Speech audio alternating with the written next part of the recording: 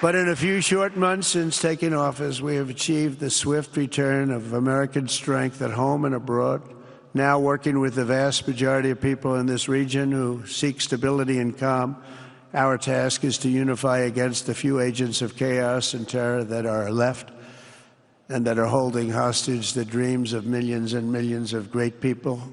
The biggest and most destructive of these forces is the regime in Iran, which has caused unthinkable suffering in Syria, Lebanon, Gaza, Iraq, Yemen, and beyond. There could be no sharper contrast with the path you have pursued on the Arabian Peninsula than the disaster unfolding right across in the Gulf of Iran. Think of that. Yet I'm here today not merely to condemn the past chaos of Iran's leaders, but to offer them a new path and a much better path toward a far better and more hopeful future. As I've shown repeatedly, I am willing to end past conflicts and forge new partnerships for a better and more stable world, even if our differences may be very profound, which obviously they are in the case of Iran. I have never believed in having permanent enemies. I am different than a lot of people think. I don't like permanent enemies, but sometimes you need enemies to do the job, and you have to do it right. Enemies get you motivated. In fact, some of the closest friends of the United States of America are nations we fought wars against in generations past, and now they're our friends and our allies.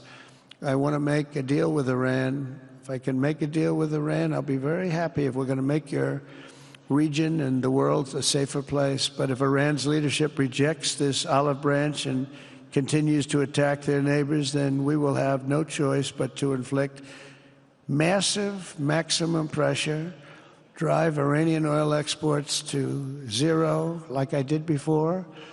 If you know that, they were a virtually bankrupt country because of what I did. They had no money for terror. They had no money for Hamas or Hezbollah, and take all action required to stop the regime from ever having a nuclear weapon. Iran will never have a nuclear weapon.